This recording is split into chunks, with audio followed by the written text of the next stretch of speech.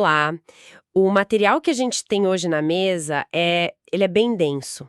Vai direto num dos tópicos mais, assim, fundamentais da experiência humana, que é a origem da crença. Exato. E não é sobre uma religião específica, né? O ponto aqui são os pilares que sustentam muitas delas. Isso, a fonte que a gente analisou faz um verdadeiro raio-x da história, da moralidade e até da nossa percepção do mundo natural como base para a fé. Pois é. E nosso trabalho aqui é justamente dissecar esses argumentos. A fonte basicamente ataca em 3 frentes, sabe? Nos fazendo questionar coisas que a gente toma como certas. E quais seriam essas frentes? Primeiro, a confiabilidade histórica dos textos sagrados. Eles são um retrato fiel do passado ou algo mais próximo de uma lenda? Ok, essa é a primeira. A segunda é a questão da moral. A religião é mesmo essa bússola moral indispensável para a humanidade. E por fim, o argumento que talvez seja o mais intuitivo de todos, a aparente perfeição da natureza. A complexidade da vida prova que existe um arquiteto divino. Vamos começar então por essa questão histórica, porque a fonte abre com uma ideia que, nossa, já me deixou pensando. Qual delas? A de que a fé de alguém é, em grande parte, um acidente geográfico. Se eu tivesse nascido na Noruega há 1000 anos, eu estaria rezando para Odin. Na Grécia Antiga, para Zeus. Exatamente. A religião que a gente segue parece depender mais do nosso CEP e da data de nascimento do que de qualquer outra coisa, né? E essa observação é o ponto de partida para questionar a base histórica. A fonte usa uma analogia que todo mundo entende. A brincadeira do telefone sem fio. Ah, clássica. Uma história é contada, depois recontada, e a cada passo ela muda um pouquinho. É embelezada, adaptada. Agora imagina isso acontecendo não em minutos, mas ao longo de séculos. A coisa se transforma completamente. Completamente. O material foca bastante no Novo Testamento, por exemplo, e aponta que os evangelhos, eles não foram escritos por testemunhas oculares. Não. Não. Foram escritos décadas depois dos eventos que narram, por pessoas que ouviram as histórias de outras pessoas. E isso, segundo o argumento, os coloca muito mais no campo da tradição oral, da lenda, do que no da reportagem histórica, sabe? Essa ideia do telefone sem fio ao longo de séculos é poderosa, mas ainda parece meio abstrata. A fonte, por acaso, traz algum exemplo mais recente? Quase um laboratório de como uma religião pode nascer do zero? Traz.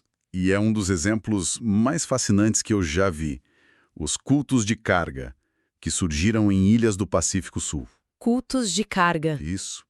Durante a Segunda Guerra Mundial, tribos isoladas nessas ilhas tiveram o primeiro contato com a tecnologia moderna. De repente, aviões militares, que eles chamavam de pássaros de metal, começaram a pousar trazendo todo tipo de coisa. Comida, roupas, ferramentas. E para eles aquilo era mágico. Divino.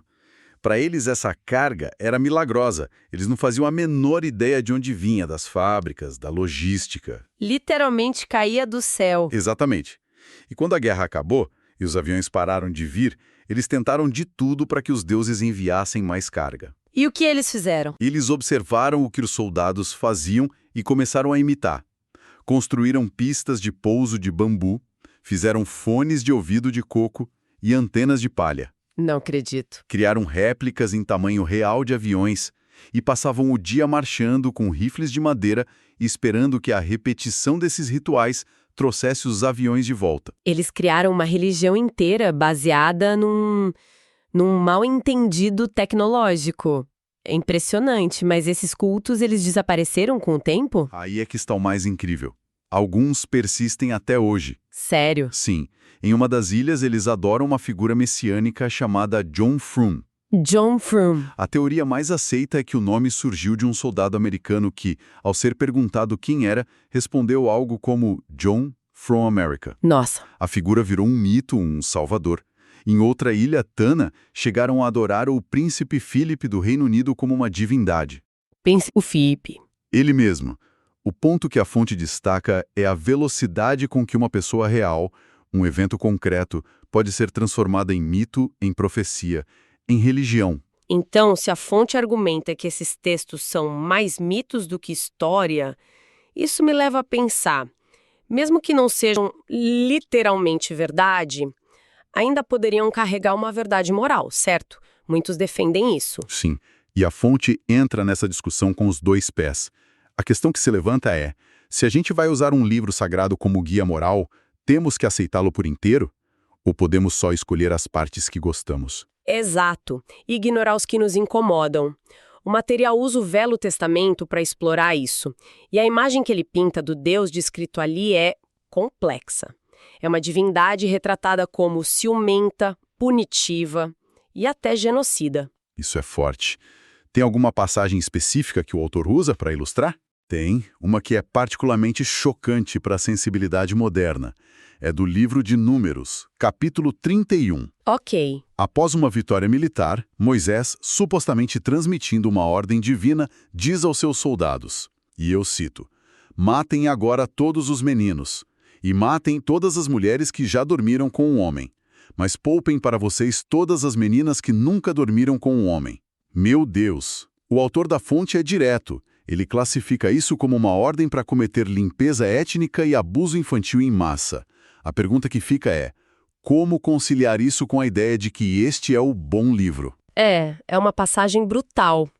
Então, se a nossa moralidade não vem diretamente desses textos, porque claramente não seguimos mais ordens como essa, de onde ela vem? A resposta proposta é que a moralidade evolui. Existe o que os alemães chamam de Zeitgeist, o espírito da época. O espírito da época? Isso. Cada era tem seu próprio consenso moral, que para nós parece normal e óbvio, mas que pode parecer bizarro ou abominável para gerações futuras. Assim como o passado parece para nós, né? Exatamente. A fonte não argumenta que as pessoas daquela época eram más, apenas que o universo moral delas era completamente diferente. A ideia de que a escravidão era só um fato da vida, como ter um animal de fazenda. É algo que nossa sensibilidade atual mal consegue processar. Pois é. A escravidão é o exemplo perfeito do Zeitgeist em ação. Era uma prática universal no mundo antigo, e não há uma condenação clara a ela na Bíblia. Hoje, felizmente, o consenso global é de que é uma abominação. Nossa moralidade mudou. E não foi porque os textos mudaram, mas porque nosso entendimento coletivo sobre empatia e dignidade humana se expandiu. A moralidade, segundo essa visão, não é um conjunto de regras divinas, mas um projeto humano em construção.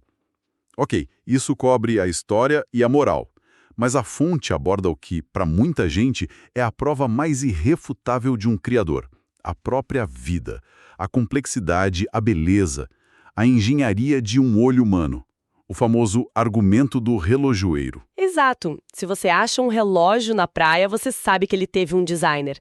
Como não pensar o mesmo sobre a vida? Esse é, sem dúvida, o argumento mais poderoso.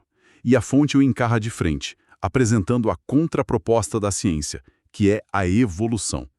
Mas aqui a análise vira o argumento de cabeça para baixo de um jeito muito inteligente. Como assim? Ela diz que a verdadeira evidência da evolução não está nos exemplos de bom design, mas justamente nos exemplos de mau design. Espera aí, mau design, isso só quase como uma heresia. A gente aprende sobre a perfeição da natureza. Pois é, mas a fonte traz um exemplo clássico e absolutamente demolidor: o nervo laríngeo recorrente. Nervo laríngeo recorrente? É um nervo que vai do cérebro até a laringe, controlando nossa voz. A distância é de poucos centímetros. Um designer inteligente faria o quê? Uma conexão direta. O caminho mais curto, óbvio. Só que não é isso que acontece. Em nós humanos, esse nervo desce do cérebro, passa pela laringe, continua até o peito, dá uma volta por baixo de uma artéria perto do coração e só então sobe tudo de volta até a laringe. Que desvio bizarro! Mas o exemplo mais extremo disso é na girafa, certo? Exatamente. Na girafa, com aquele pescoço imenso, o absurdo fica explícito. O nervo faz o mesmo caminho, desce todo o pescoço de quase 2 metros, dá a volta na artéria no peito e sobe os mesmos 2 metros de volta. Um desvio de 4 metros. Um desvio de 4 metros, quando a distância direta seria de centímetros. É um design péssimo, ineficiente. Mas Por quê? A evolução explica perfeitamente. Nossos ancestrais eram peixes, sem pescoço. Neles, o caminho era direto. Conforme o pescoço evoluiu, o nervo ficou preso do lado errado da artéria. A seleção natural não podia simplesmente cortar e religar o nervo. A única solução foi ir esticando. Geração após geração. Como a fonte diz, a história é escrita em nossos corpos. É a prova de um processo histórico, gradual e imperfeito, não de uma criação instantânea e perfeita. Certo. Então, a evolução explica as gambiarras. Mas isso me leva à última peça. Como algo tão complexo como um ser vivo se forma a partir de uma única célula? O desenvolvimento de um embrião ainda parece um milagre de design. Totalmente. E para entender isso, a fonte faz uma distinção crucial. A diferença entre design de cima para baixo, ou top-down, e um processo de baixo para cima, bottom-up. Ok. A engenharia humana é top-down. Para construir um prédio, primeiro um arquiteto desenha uma planta completa. Depois, os construtores seguem o projeto. Existe um plano central. E a gente tende a pensar que o DNA é a planta de um ser vivo. Exato, mas a fonte argumenta que essa analogia está errada. O desenvolvimento de um embrião é um processo bottom-up. O DNA não é uma planta, é mais como uma receita. Uma receita. Isso. Não existe um plano mestre do bebê. O que existe é um conjunto de regras locais. Cada célula segue regras simples. Se você está ao lado da célula X, se transforme em Y. A complexidade espantosa de um organismo emerge da interação de bilhões de células seguindo essas regras simples, sem que nenhuma delas tenha visão do todo. Essa ideia de complexidade emergindo de regras simples ainda é um pouco difícil de visualizar. A fonte dá algum exemplo mais palpável? Dá um exemplo visualmente espetacular. As revoadas de estorninhos, as murmurações. Ah, sim, já vi vídeos, é incrível. Milhares de pássaros voando juntos em formas fluidas que se contorcem no céu como uma única entidade viva. Parece perfeitamente coreografado. Essa imagem dos estorninhos é fantástica, porque a gente olha aquilo e é impossível não pensar que tem um maestro, um pássaro líder dando ordens. Pois é, mas não há. Simulações de computador mostraram que esse comportamento complexo emerge se cada pássaro individual seguir só 3 regras locais muito simples. 3 regras? Quais? 2. Voe na mesma direção que seus vizinhos mais próximos. 2. Tente ficar perto deles. E 3. Não bata neles. Só isso. E dessa simplicidade toda surge aquela dança magnífica. Exato. A embriologia, segundo o argumento, funciona de forma análoga. A complexidade de um corpo emerge de células seguindo regras locais ditadas pela receita do DNA. Não é preciso um designer, é preciso um bom conjunto de regras emergentes. Isso muda completamente a forma como eu penso sobre o que significa ser complexo. Então, recapitulando, o material que a gente analisou questiona a ideia de que a religião é a fonte definitiva da história, da moralidade e da explicação para a complexidade da vida. Exato. Em cada um desses pontos, a ciência é apresentada como uma alternativa que oferece explicações baseadas em processos naturais, graduais e, muitas vezes, imperfeitos. E tem alguma ideia final que a fonte deixa para a gente pensar? Tem sim, e ela se conecta diretamente com a ideia do zeitgeist moral. Se a gente concorda que nossos valores mudaram drasticamente, que o que era normal há 200 anos hoje nos parece monstruoso. E isso nos força a olhar para nós mesmos com um pouco mais de humildade. Exatamente. E a pergunta que fica para nossa reflexão é: quais das nossas certezas morais mais profundas de hoje, aquelas que nos parecem inquestionáveis, serão vistas como estranhas ou talvez até bárbaras por nossos descendentes daqui a 200 ou 300 anos?